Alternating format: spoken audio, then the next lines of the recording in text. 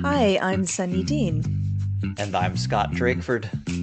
and this is the Publishing Rodeo podcast. In 2022, we both launched debut novels in the same genre with the same publisher in the same year. But despite having very similar starts, our books and subsequently each of our careers went in very different directions. That pattern repeats itself throughout the industry over and over. Why do some books succeed while others seem to be dead on arrival? In this podcast, we aim to answer these questions and many more, along with how to build and maintain an author career. Everyone signing a contract deserves to know what they're really signing up for. In an industry that loves its secrets, we'll be sharing real details from real people. We'll cover the gamut of life as a Big Five published author, from agents to publishing contracts, finances, and more. Welcome to the Publishing Rodeo, where we say the quiet part out loud. We have Richard Swan with us, the author of Justice of Kings and The Tyranny of Faith from Orbit Books. Hi, Richard. Hi, Scott. Hi, Sunyi. Hi, Richard. Richard, can you give us a bit of an overview of your journey to publication? And Sunny and I know bits and pieces, but feel free to give the story to us in whatever level of granularity you wish.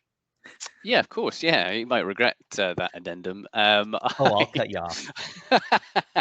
That's great. Thanks. And moving swiftly on. I started when I was a wee lad. I was born in North Yorkshire in 1989. I started writing as a child, like a young child. But I remember kind of my sort of first concerted effort was in my young teens, and I started writing science fiction. And what I considered was a novel then, but actually was probably about a sort of collection of short stories. And it just kind of I sort of decided I was going to write, and I wrote a story, and then I wrote another one, the following year with a friend, which ended up being quite long. It was sort of like 150,000 words or something. And then when I was in my what we would call sixth form, when you're sort of 17, 18 at school, I wrote what would become the kind of the blueprint for my writing ever since. And I wrote a sort of 136,000 word space opera, which was called Mindscape. And that really completely sort of cemented for me how I would approach writing as a kind of as a structure, as a actually way of kind of getting the words down on the page. And I had like a plan, so the plan that I used for that is still kind of the format of the plan I use today. I use kind of color coding for the different kind of POVs, which I don't do anymore, but I did then. And it was a kind of, a 3-act structure with kind of interweaving storylines and stuff like that. So that kind of really set the basis of how I would approach writing ever since. And then after that, I sort of spent about 2 or 3 years on Black Library fan fiction forums, writing huge amounts of Warhammer 40,000 fan fiction, about 5 or 6 novels worth. And then that forum went down. They closed it, and so then I returned to kind of my own IP, if I can use that, and there followed my self-publishing phase. So I self-published some stuff for a couple of years, 3 or 4 years. And then so I think it was about 18 books at that point, and then book number 19 was the Justice of Kings, which when I wrote the Justice of Kings, I kind of sent it to a friend, and I said, hey, what do you think of this? And he said, I think it's really good. And I said, I might just self-publish this one as well. And he said, well, why don't you try and get an agent, or try and get it published for 6 months, and if you don't get anywhere with it, then you can always self-publish it. That's always an option for everybody. And that turned out to be really good advice. And so I tried to get an agent, and it's been about a 20-year journey. And that time, always the goal was traditional publication. That was always the sort of the guiding star. And weirdly enough, also Orbit. I think that the first book I submitted when I was about 14, I sent a book into Orbit because I had a connection there. A friend of my grandma's neighbor knew someone who worked at Orbit, weirdly, editorial. And so I sent them this dreadful kind of teenage written manuscript. And I was like, hey, yeah, I love a book deal. And they were like, God, no thanks.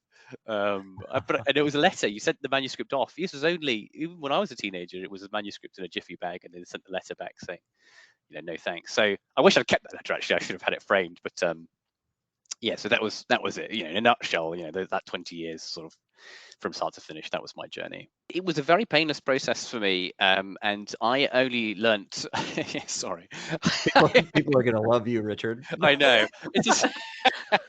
it's a story I don't sort of volunteer that often, because I only learn months after the fact. Because of course, as writers, I was never part of any writing group or critique group or writers circles or workshops or whatever. I never did any of that. Writing was always been a very solitary pursuit for me, and so now I am a published author. I know more authors and writers than I have ever done. And now I have a much kind of keener eye on kind of the industry and what goes on in it. And I had no idea that people could be waiting on submission for months, even years sometimes. I had no idea that was a thing, because my personal journey was so smooth.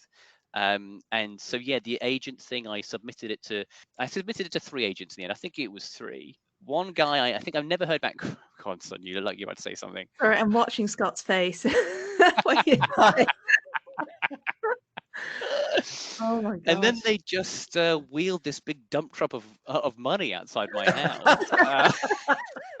And they said, Richard, please just write books in perpetuity. Here's a blank check.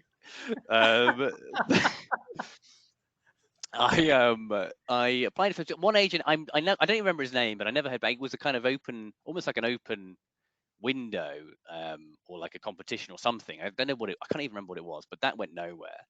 And then I applied for.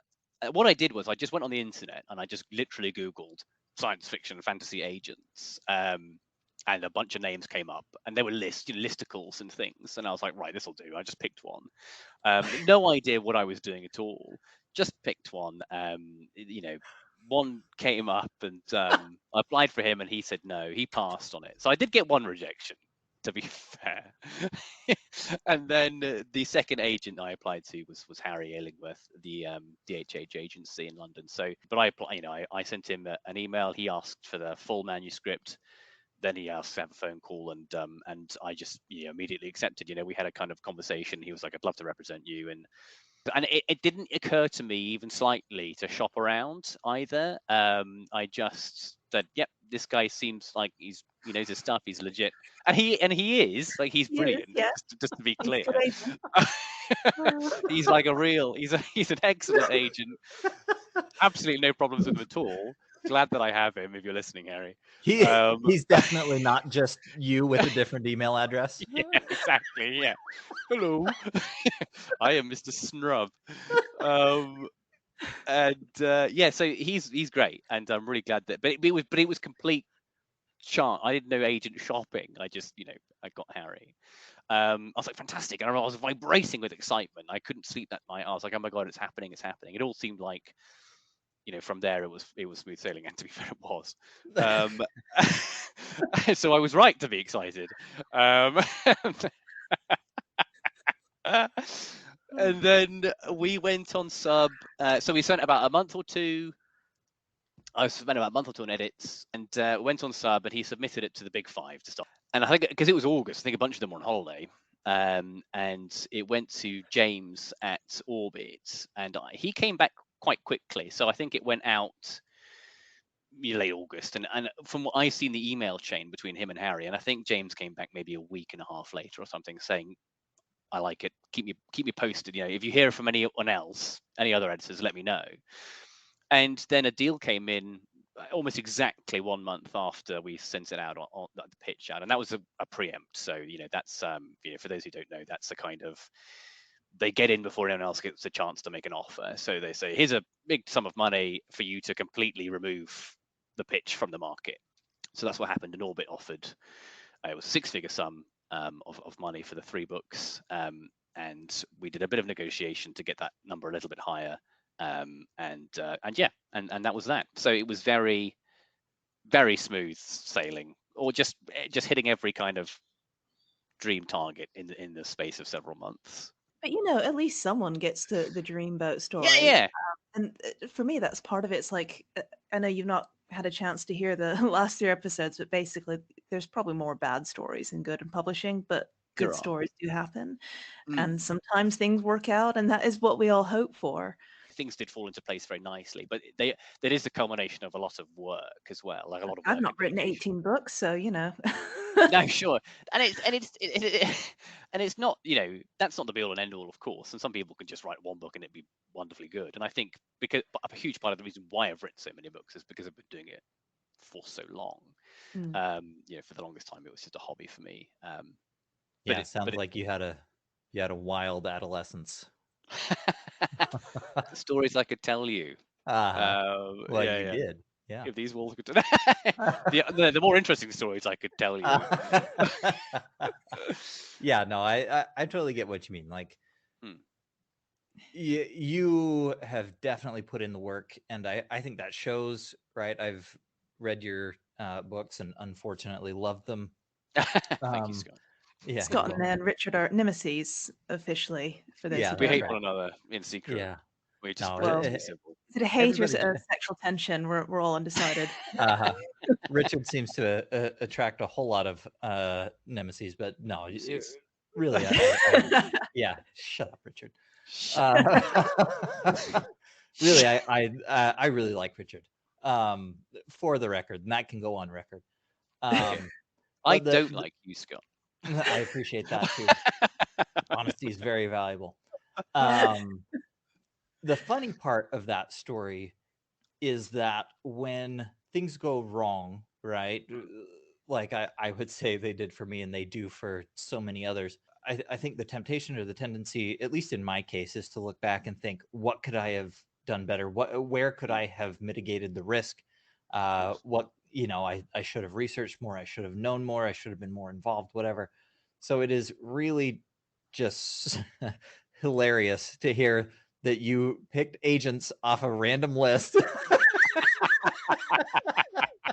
Just sent, it was some friend that read your book and was like, no, you shouldn't self-publish this one like the other 18. You should actually submit this. And you're like, oh, okay, yeah, maybe that's a good idea.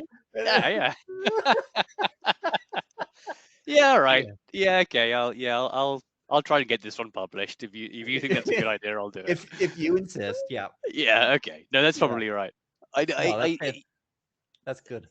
It is, and I think, like I say, but also it was about hitting the market at the right time as well. And so much of it is complete luck. And I think, I saw chatter online about medieval fantasy, which of course the Empire of the Wolf series, which is Justice of Kings, Tyranny of Faith, which very much is this is late medieval kind of fantasy. And there was this whole idea of medieval fantasy has kind of had its day. We're looking for other things now, and I don't think that's true at all. And when I was talking to my editor about it, when we had our first conversation after the deal was all kind of signed and we were getting into the editorial process, and he was saying what grabbed him about the book, what he liked about it specifically, and why they offered such a large sum of money for it, was it was what they used the phrase familiar but different. And I think that is absolutely spot on correct. If you look at fantasy, the genre as a genre, and what fantasy readers like, it's very rare that you get something that is really kind of esoteric, off the wall, zany, and occasionally it works, and it works very well. But more often than not, what you're seeing is broadly the same sort of thing being published. The same sort of walled medieval cities, knights on horseback, swords and sorcery. And what they liked about mine was it just had an angle. Yeah, so it's familiar. We know all of the tropes. There's nothing incredibly unique about the setting in the Empire of the Wolf. It's a kind of broad kind of Holy Roman Empire, sort of Anglo-Saxon kind of medieval European setting that we are all very familiar with. But it's fantasy lawyers, right? And we haven't seen that before, or if we have, not in any great kind of detail or not in the same way. And that was the hook. It was that's okay, medieval, nothing groundbreaking there. oh, fantasy lawyers who do magic. That's really cool. We have, and so it was to me and to my editor and to Orbit more broadly, it was about hitting the broad notes, but injecting something interesting and unique. And because I was a lawyer, I was a litigator for sort of 10 years, I was able to bring a lot of knowledge to that, and so they had a sort of verisimilitude to it that you wouldn't get as someone who was a non-lawyer, say. And I think that's always, you can always tell when someone is an expert. When a doctor writes like a kind of a novel or whatever, that they know what they're talking about. And so I think I was able to kind of bring that to the book, and it had that angle. And I think if we're giving listeners or writers advice or whatever, it's find the angle. What they call the high concept, isn't it? You can still do medieval fantasy, you can do any kind of fantasy, but what's the new thing, the new slant that you're kind of putting on it, I think is why in my case it was as successful as it was. I think I probably fall on the other side where I went full out on the weird a little bit. But no, I mean, I'll get into more because I do think that basically the ways in which my book hit list in the UK, I can't talk about the US side because I didn't hit list there. A lot of that was out of my control, but at least as far as the writing went, I don't know. I think I had this approach like any idea can work and it's structure that's commercial. And I don't know if that's true or not, but it has worked for me so far. So I spent a whole year reading thrillers because thrillers are the most commercial genre. And I was trying to understand why people like them, what makes them compelling, how they draw the plot forward, how they draw the reader in. And I had this belief that you could pair a thriller structure with a fantasy setting, even if that fantasy setting is a traditionally dead genre, because at the time contemporary fantasy was seen as dead. And this is how you've ended up with a book about vampires who eat books, but it's also like a thriller. And I kind of was gambling on the fact that if you can be cross-genre, you do get a broad audience.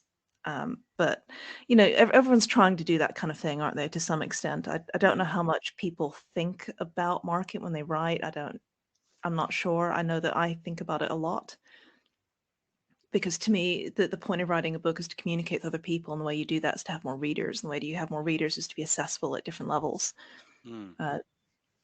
I didn't think about the market. That's interesting because I didn't think about the market at all, and I think a huge part of that for me was just the way I've approached writing, and because I've been doing it for so long, I didn't sit down as like a 30-year-old and think, right, my life's goal is to tell a story and have it published. I think, and I'm sorry, and I'm not saying that was what you did either. No. I think you but can write in isolation, and that's very helpful in a way that you can develop your own voice. And I started writing at the same time I started looking into publishing, so I have always been shaped by the agent quest, the querying, the rejection letters that say not marketable, not marketable, not accessible, not commercial, and that I won't say it does damage. I will say that it shapes the way that you write and the things that you write for, and I don't think that's always good. There's definitely something to be said for developing your art and your voice without that hideous publishing influence commercial hanging over you. I think that's absolutely right, and the reason I agree with that is because and again, I've never done that. I've never written to market. I'm very late to the publishing process, and so I've always hitherto I've always just written for myself as a hobby and read my own stories and enjoy them.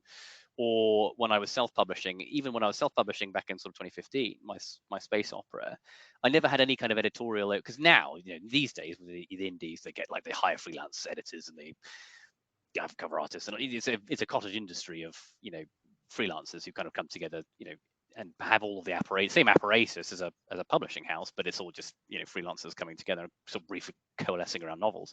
But I didn't have any of that. I had a proofreader, so there'd be no errors and mistakes, but I never had any kind of editorial oversight or anything, and it was all very much just like this is my book. I've enjoyed writing it, and let's just see what happens. And I think for me personally, and I'm not saying either way is right or wrong. I think for me personally, when you have spent so long writing and you've only ever really been writing for yourself and you have developed your voice in that more organic way, what tends to happen, I said this to someone else the other day, if you write what you want to write, if you love what you're writing, you will write a good book. Good books I guess are commercial books, and commercial books sell. You know, and it's obviously a bit reductive to say that, but I mean, I think it's broadly true. And I, you know, as you know, Sunyi, I've been writing Yeah. a contemporary novel which I've absolutely loathed Yes. writing, and I've absolutely hated the process of writing that. And it's been a real drag, and it's been so difficult to write it. And that is me writing to market. That's me writing what I think a commercial thriller should look like, and it's been excruciatingly painful. I've absolutely hated the creative process of that, and I finally finished the thing yesterday. Um, That and was my you know, process for trying to write an epic fantasy as well, and why I bailed on it in mm, the end. Even though epic fantasy is a better sell, I just couldn't do it. But yeah, I guess it's that you got to draw the line for what you're willing to do on it. yeah, right. Um, but you know, so I've never written to market, and the one time I have, and God help me if this ends up being my most popular book, I'm going to jump off a bridge. But the I'll one hold you time to I, that. Fighting. yeah, that's a binding contract. You can't. It's void for illegality. You,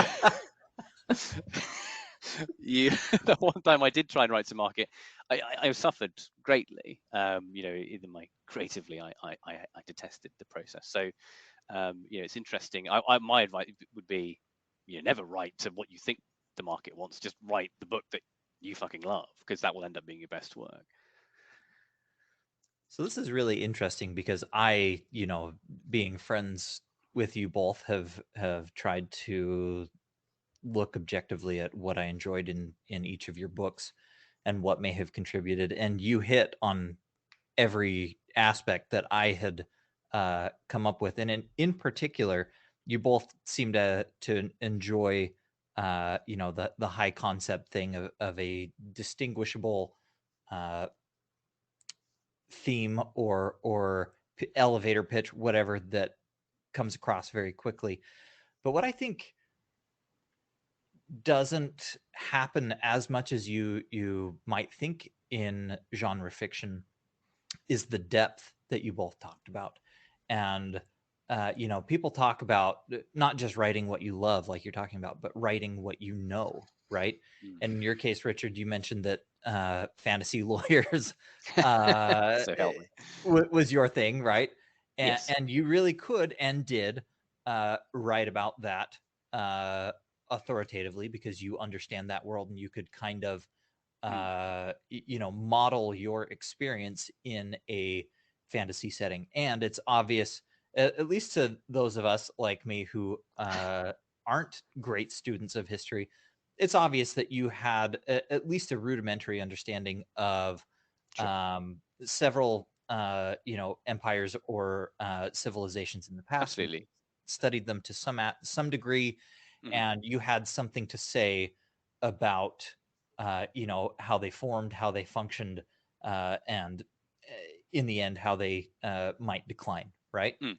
Yeah. Which is really interesting. And you, Sunyi, your book was I, I know you're very, very humble about your book, but in my opinion, it was extremely powerful because of the aspects of motherhood and parenthood, and what it looks like to care for a child even when the circumstances aren't ideal, and the depths that somebody would go to protect their own, even when that might not be quote unquote for the greater good of any given society, what it might be like to be a relatively oppressed person, etc.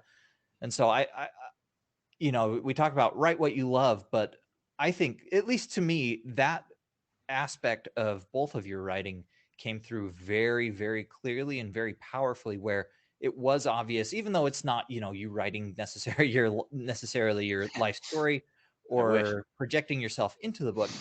It was very obvious that both of you did harness your own understanding of a certain set of Mm. potential situations, and put that into your writing, and it Absolutely. it worked, right? I think, yeah, certainly some of the earliest writing advice I got was write what you know. And I hated that advice, because I just wanted to write about spaceships and, people getting blown up and stuff. And I didn't know anything about that, except for what I'd, seen it in cinema and played on computer games. So it's very aggravating to find that actually was good advice, all these years later.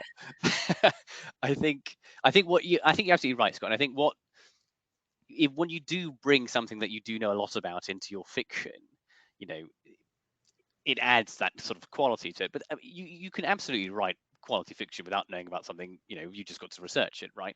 Sure. I remember a good example. I think I thought William Gibson in Pattern Recognition did an excellent job of describing kind of a London, like a near future London, or a sort of contemporaneous London. And it transpired he'd never been there, or certainly not for the purposes of writing this book. He had just got his Google Street View out, spoken to some people who did live there, and he'd done an excellent job of.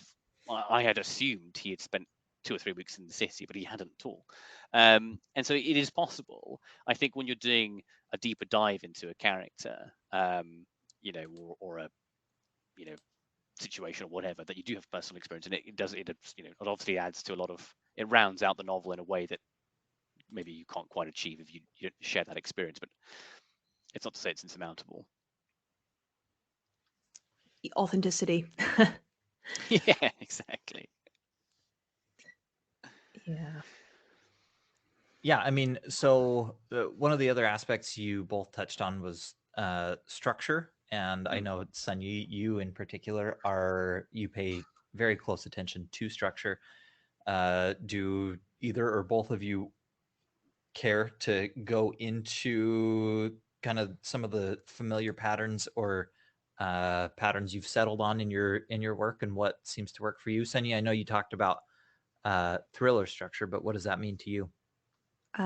I write to something that we've talked a bit about in private, which is kind of the reader's journey, and it's not a set template the way hero's journey is, but it's basically this concept that everything in the book exists to engage the reader, and if that means the plot is told out of chronological order, I will do that. So that I can control the withholding information. If that means changing point of view, changing tense, I don't worry about it. I just do it. The only thing that matters to me is propelling the reader through the story to tell it in the most engaging way and to keep their interest. And I think if you actually read some of the thrillers that have done really well, they have sometimes surprisingly characters with flat arcs. But the story is told in such a way that the reader is experiencing an arc of emotion, even if the character isn't experiencing an arc of progression. And so for me, that was an important part of writing. I don't know if that works or if the book was a fluke. We'll find out with the next one. I do tend to write in 4 or 5 act structures because I like having a double climax. That sounds rude. Um, Don't we all? like, well, you know what I mean. But yeah, and just I guess things like that. I'm trying to stay out of craft too much, but Yeah. those are things that work for me. I try not to be too formulaic. I think there's a risk of that happening. You can fall into your own traps and kind of ruts. Yeah, I've read at least most of that second book, as you know, and book one, your first book, was not a fluke, not at all. Okay. Thanks. I think for me personally, especially because I've written a lot of trilogies, or certainly that's kind of like my default setting, I always think of, in terms of structure, book one needs to stand relatively by itself, because that's the book that most people will read. And then, you always get drop off, and it can be quite a significant drop off between books 2 and 3. So for me, a trilogy is book one, and then books 2 and 3 are really two halves of one story. And so when I was approaching book one, I was like, I want to have an investigation that is basically self-contained, so that by the end there is a resolution that a reader can feel satisfied with. But then a broader trilogy arc, which spans the whole series. And I tried to kind of mimic that same structure in book two, because I thought it worked very well for book one. And I wanted to have another investigation in book two that, started and finished within that book. So again, having something that concludes, because, notoriously lots of book twos don't really conclude. They just set up book three.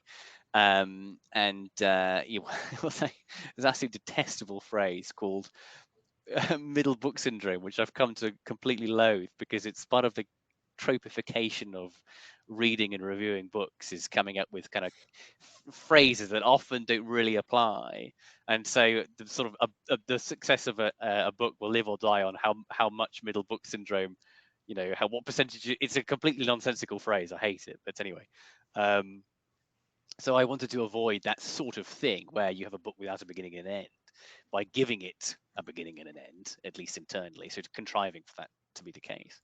But really, books 2 and 3 are two sides of one coin, much more so than you have a trilogy, but really it's book 1 and then books 2 and 3 rather than book 1, 2, 3. So I was conscious of that structure as I approached it, and and then within the books, I follow a classic 3-act structure, and I always have done. So that was how I sort of tackled the Empire of the Wolf. And I think, to be fair, my sort of self-published stuff had exactly the same thing as well. So that's kind of the way I go about things. But that's not to say I haven't experimented with different structures before. One of the things I have done, a bit like Sunyi with her thriller kind of examinations, is I do like to end chapters on cliffhangers. And sometimes it can wind people up a little bit because it can be a bit kind of a bit cheeky and a bit kind of lame if you do it too much. But it's a great way of just keeping people hooked. What you have to avoid is having it be a false climax, so like just resolving it in a really lame way at the very start of the next chapter, because then you're just going to piss people off. But I did try and kind of add a little bit of a cliffhanger at the end of each chapter to kind of pull people through the novel at quite a quick pace.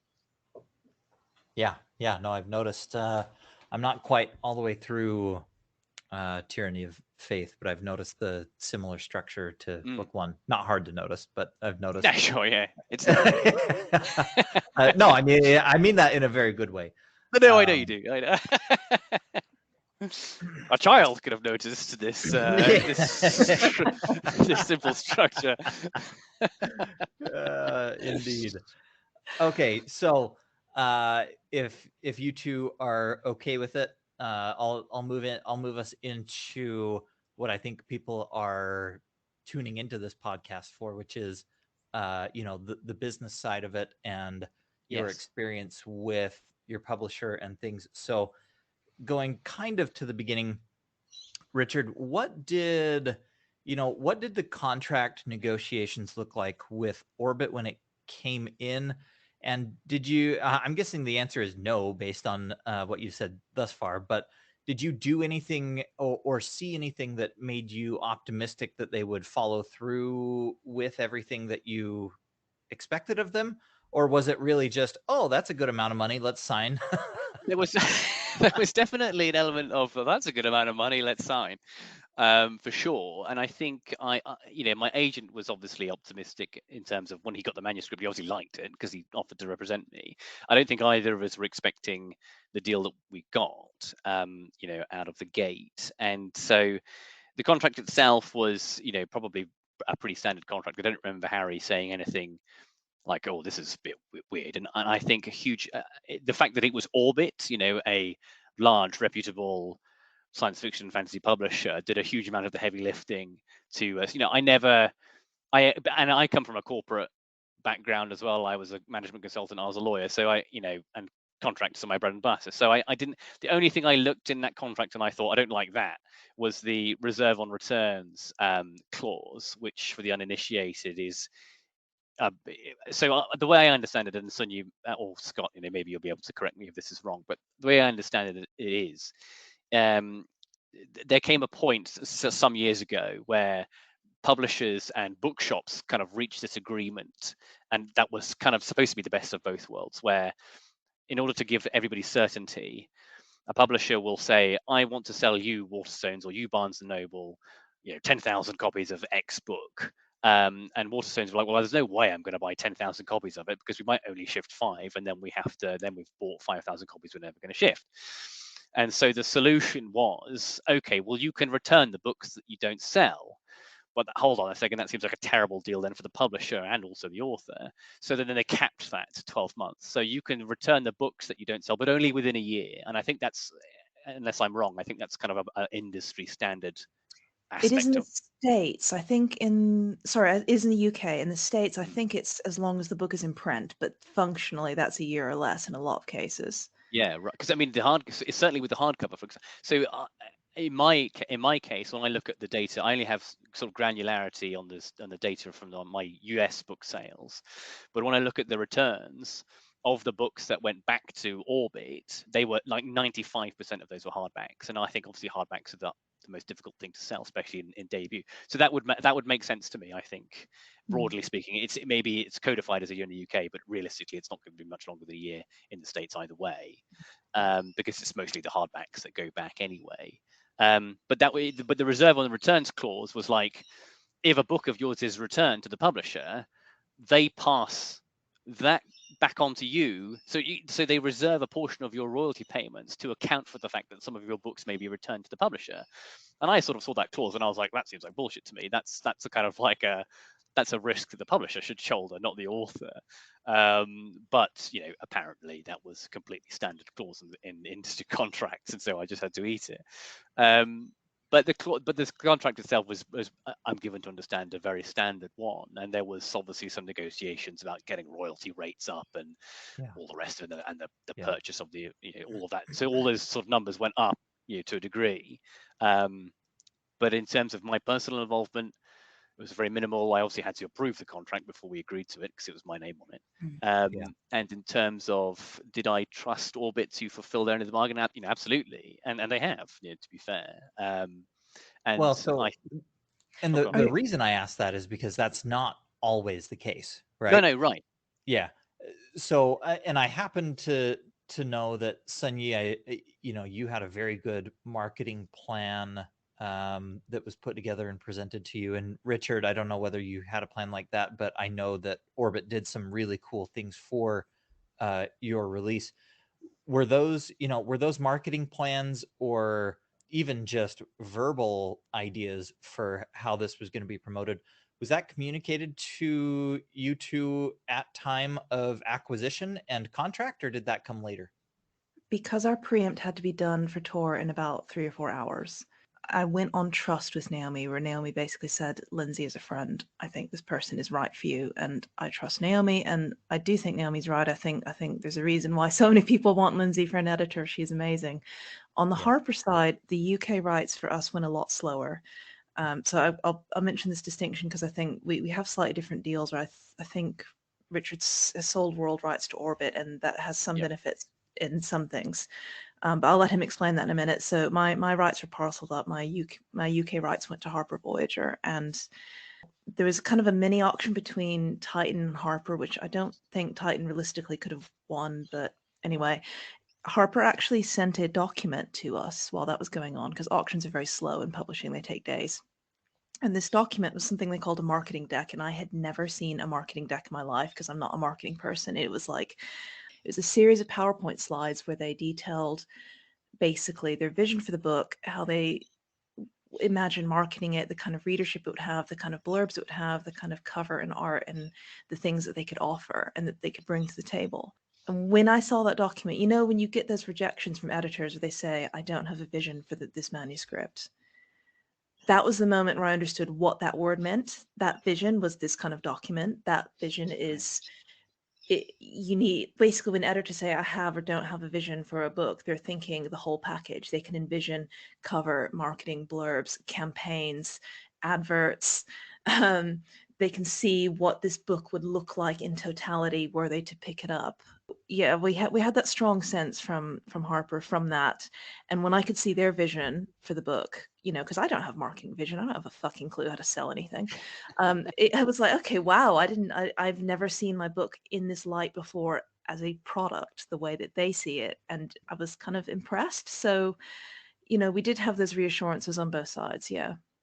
I think, yeah, I had a sort of similar experience actually. I think, after the deal was done, I had conversations with marketing, the team both in New York and in London. And then they also presented, my agent asked for, but they were going to give me one anyway, a marketing plan, which was a sort of fairly granular kind of email, which detailed what they were going to do, both on social media and separately in terms of stuff that I wouldn't see. So they said like you'll see the social media stuff because we'll tag you in it, whatever. And they also gave me like a social media guide as well. Like this is the kind of thing you should be doing. You should change your Twitter handle to your name, for example, because it wasn't my name before. It was like Swan, ZWAN, for example. Change your Twitter, have a photo professionally taken, blah blah blah. But we're also going to be doing this behind the scenes. We're going to be spending some money on ad place, targeted ads, blah blah blah. They did like a in conversation with RJ Barker, I think it was. They sort of set that up at the times, contemporary of mine at Orbit, and they did a whole bunch of stuff. So we had several meetings about it, about their ideas for how it would go, and had the same thing again actually for Tyranny of Faith. We had a call a couple of months ago about, and they were just telling me, right, this is our plan, this is what we're going to do. Just so we are doing stuff. You're not going to be seeing a lot of it because it's going to be like targeted ads on things like Facebook and Amazon and whatever, but this is what's happening. So I was really pleased and impressed with those efforts.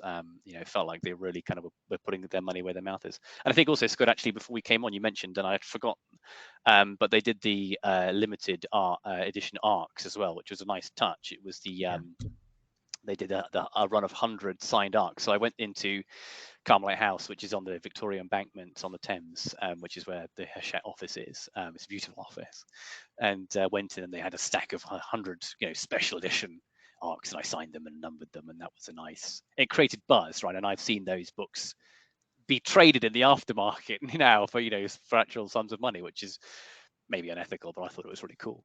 And so they did a good job of building buzz and telling me what buzz they were going to build. So I was happy. I was happy with all of it. I didn't have a problem with any. I never felt like I was being kept in the dark at all.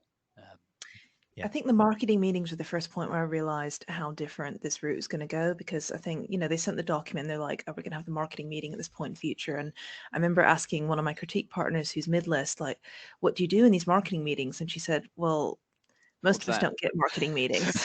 What marketing meetings? Yeah. Sorry. Yeah. That was part of the whole, like, okay, now I'm starting to understand the divide and how essentially privileged I was. Also, I was going to ask a quick question. You don't have to answer, Richard, but am I right in remembering that your contract was joint accounting? And if so, do you feel like explaining that for people who are listening? I think so, and I think I understand what that is. Is that so? Basically, you don't earn any royalties until all 3 books have earned out. So it's not like That's right. and so that's it. So we sold world rights, which is a slightly different thing anyway. But I'll explain that too. So in the sort of, because I know that my agent initially offered UK rights, or maybe it was UK and Commonwealth, and this idea of it's better for you as an author if you can parcel out your rights, because then more money flows to you, and it flows to you more or less and much more quickly as well. So with world rights, what you are doing is basically giving up everything all over, well, as it sounds, all over the world, global rights to be published in any country. So Orbit owned the rights to the Empire of the Wolf trilogy to exploit that novel in whatever form, audio, ebook, whatever, everywhere in the world. Now that's not always a good deal for people. It was a good deal for me because they offered me a lot of money for it, and so we eventually, Harry and I went around the houses on it, but we decided to go for it. And I think Orbit, they like doing that because they're split across the UK and the US anyway, and there were some specific contractual benefits that were specific to Orbit as well in doing that. So things like US royalties, because normally if your publisher owns the rights and they sort of shop your book in, say, Germany or France or whatever, your publisher then steps into the shoes of your agent essentially, so they're taking a commission on foreign sales as well before they pass the royalties on to you. Whereas with Orbit, they don't do that in the US. 100% of it comes to you. So there was a tangent, and most of my sales are in the US, so it's orders of magnitude more than it is anywhere else. So that worked out very nicely for me, because I earn more money personally on my US sales as a result of being with Orbit, having sold them world rights. The downside to a world rights contract, and I'm sure there may be some agent or somebody listening who think this guy hasn't got a fucking clue what he's talking about. Well, they're welcome to come on and correct us. Yeah, exactly. Yeah, prove me wrong, kids. So we sold a book in like 5 or 6 territories. So there was a Spanish edition that just came out. There's a German edition that just came out. Other editions are in the pipeline. There's a Russian, a Czech, Polish editions, all translation editions. The downside to that is, for me personally, in terms of financials, the German advance was substantial. It was a lot of money, and it was going to be and is a lead title for a large German publisher. The downside is that money now goes to Orbit. It doesn't go to me, and so Orbit use that money obviously to pay off the advance that they paid me. But what it means is every advance or payment I earn in all these other countries flows through Orbit, and they use that to reduce the overall advance. Now the overall advance was substantial, so I have nothing to complain about. But that money in another life with a different contract would have come straight to me. So that's the difference. So it's not necessarily a good thing if you're going to get the all bells and whistles lead debut treatment, then it can be a really nice offer, but it may not necessarily publish your book in other countries, though. well, and that's it. And if they decide to just sit on the book, if it underperforms, and they sit on it, and they decide, well, we're not going to spend money on translating it, which is expensive, then you're stuffed, because then that's it. The book will then die. And so, but I knew that Orbit and Harry, in his conversations with Orbit and James, had said, well, look, I'm not going to give you world rights if you don't then exploit them. And obviously, no one's going to guarantee that in the negotiation stage. But I had the sense, that they would make good on that, and they have. But mine's a best case scenario. Like, few people will get as good a run as I have had. And there are lots of, I'm at one end of the spectrum, and lots of people will be at the middle and the other end. And I mean, in a good case, right? I don't know about best case, but in a success case, you'll eventually see the money still roll through to you in the form of royalties, and it's fine. Right.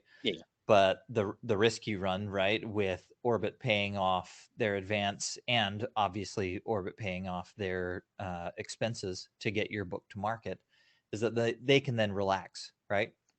And that seems to be the golden rule in publishing, is money hanging over a publisher's head is your only real form of guarantee, right? Exactly. I think that one of there's a double side. There's all these things. There's a risk, and you have to take and manage that risk and I was working in it full time. I'm a full-time writer now, but I was working as a lawyer, so there was much less. I was earning much more as a lawyer than I was as an author. I completely agree. I think one of the good things about getting a large advance, there's a risk, right? There's a risk that you don't earn out, and if you don't earn out, and one thing that this industry has taught me is that nobody is untouchable. If your book underperforms, they'll drop you like a sack of shit. And so, but one of the good things about being paid a lot of money is that it incentivizes the publisher to recoup what is to them a loss, an accounting loss, the advance, is to make good that loss. Now they can make good that loss much more quickly than you will. Orbit will have already earned. I'm almost certain they will have at least broke even. They will, on my series, and probably made a healthy profit already with 1.5 books out. They break even well before you earn out your advance, right? And they're gonna always structure it that way. Always. Exactly that. And I'm confident that that's happened. But the corollary to that is if they say, you did, and I'm not saying that they would, because they're nice people, but you didn't earn out, so this time we're only going to offer you half. It's a big kind of, it's a big falsehood, isn't it? It doesn't actually reflect the commercial reality, because the commercial reality is they've made their money back and then some.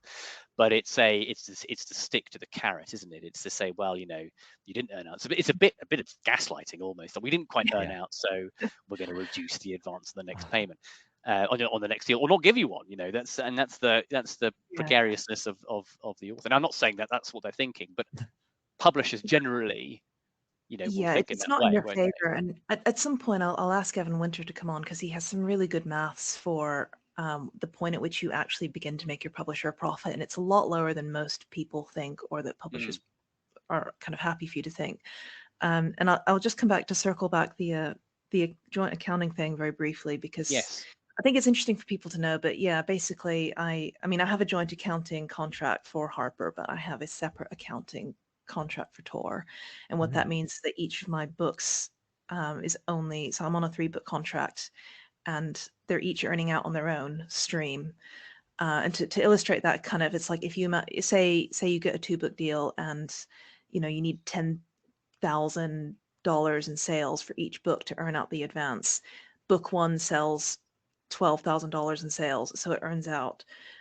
Book two sells $2,000 in sales and doesn't. If you're on a separate accounting contract, you'd be getting royalties from book one and not from book two. If you're on a joint accounting contract, you're not getting any royalties because you haven't earned out the total. Yeah. So it's just there's a very, very few cases where where joint accounting is helpful. But I think it's like 80% of the time, it's a clause invented by Satan to make you sad. And it just doesn't benefit you at all as a writer. But it is kind of standard across the industry. So, especially for fantasy and sci fi, where we tend to be in trilogies and duologies, or even like me, where I'm on a contract for 3 standalones, everyone will try and get joint accounting out of you. Yeah. It's a tough one. As a brief aside, when you said 80% of the time there, I just saw in Scott's mind the Anchorman quote, "It works every time." 60% of the time, it works every time. I knew it was right there Yeah. in the forefront of his mind. Well, Should we, so I would absolutely agree. I think, authors should know that single accounting or whatever you call the opposite of joint accounting or basket accounting is always the way to go. Basket accounting, joint accounting always favors almost always, I guess maybe somebody could think of a circumstance in which it's good for the author, but it always favors the publisher. One thing I wanted to mention with foreign rights, Richard, because you brought that up specifically, having given world rights, because I have experienced the other side of the spectrum, right? I had a yeah, very negative experience with respect to my publisher utilizing the rights that they got out of us and that they wanted when we first signed the contract and wouldn't give back. Anybody signing contracts right now that I've talked to, I've always said try to get separate reversion clauses for yeah, every format and every version that you can. mm, So whether, and I don't know whether that's something that publishers will sign. I don't know if that's something that agents will even try to negotiate. You can But if ask. yeah, exactly, you can ask. And if it were me, I would have a separate reversion clause for audio, for audio definitely. territory. So I signed over world English, not world, but just world English, right? Right. And Tor didn't publish or shop really, as far as I can tell, my book into the UK market. And so I wish that I had a reversion clause for the UK specifically. And they were very cool about reverting audio before they had to. But everything that you don't actually have in a contract is something you have to essentially go and beg for after the fact if it doesn't Yeah. go the way you hope. I think as an author, what you can always safely assume is that it's a commercial arrangement, right? So this is where the sort of the transparency really should exist within a publisher author relationship. And I think Orbit, my editor, was always very good at managing my expectations in this regard, and still does. He still does manage my expectations constantly. He'll never say when we do a deal. He'll say if we do a deal. Nothing is a given, and I appreciate that candor. I think once there's a temptation to think that once you're in, you're in. And the reality is it's a business transaction, and we as authors should always have an eye on it as a commercial relationship, and it's a one of uneven bargaining positions as well, because most authors are desperate to be published, and a publisher wants to make money. And so when you're looking at a contract or any kind of and I know contracts intimately. When you're looking at any kind of contract, you can safely assume that it's structured in a way that benefits the publisher over you, not necessarily to your detriment, but that's often what will be the result. And so they're not going to give you anything. for free. They're not. If there's any way that they can avoid, like any service that you provide or any product you provide, no one is going to give up more than they have to. That's just capitalism, right? That's how it works. And this is not my kind of like smoking in a kind of dark room, nihilistic kind of, ooh, I'm so edgy. That's just the way the capitalism works. So every time you look at your contract, you can assume that your publisher is going to be looking to make as much money off you as possible and pay you as little money as they can get away with. It's not because they're bad people. It's because their duty is not to you; it's to their shareholders. And that's a legal duty. It's not even like a ethical or moral duty. They are legally obligated to act in the best interests of their shareholders, and the best way you act in the interests of your shareholders is to maximize share value, surprisingly enough. And to do that, you maximize your profit, and one way you maximize your profit is you minimize your costs, and your costs as a publisher are your authors, the advances that you pay to them.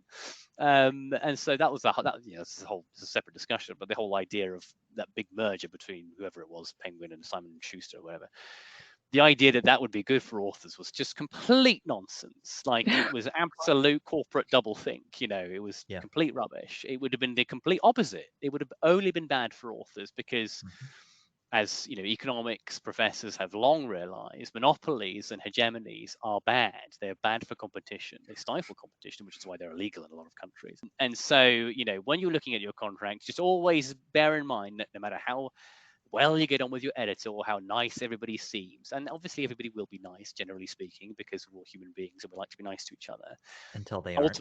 Until they aren't. Ultimately, the answer to the publishing house is a company. The company answers to its shareholders, and that's the dynamic you are contending with. And for as long as you're making money for that company, happy days. And I will throw out, I really admire and respect all of the individual humans I have worked with in publishing. I think my editors are incredibly smart, interesting, very informed people. They have good opinions on the books they're editing and all kinds of things, and all the publicists and so on. But, as the author, you are the person. It's your art and you have to look after it. You have to look after your book, and no one will be as invested in your book as you are, not even your agent. And again, I love my agent and I think they are an amazing person and an amazing advocate, but you're still your own first best advocate for your stuff, and you should be. And that you can have friendships with people in publishing, and you should respect them and treat them well, but you also, this is separate from having business relationships and looking out for your business interests. Yeah, that's a good distinction. We at the podcast are big fans of the individuals that exist within those corporations. Blink twice if you're under duress. No, I mean, this line is just clicking all of a sudden. Anybody else? Even when things haven't gone, exactly as I'd hoped, I've still been very fortunate to work with some fantastic people, make fantastic friends on the business side. Especially love my agent, and there are some really amazing people at Tor. But yeah, they exist within a corporate structure, and I think that's the point we're trying to get across, is that at the end of the day, we don't sign their paychecks, the corporation does, and that's going to sway their actions far more than any friendship will, if push comes to shove, and sometimes it does. You've been listening to the Publishing Radio Podcast with Sunyi Dean and Scott Drakeford. Tune in next time for more in-depth discussion on everything publishing industry. See you later.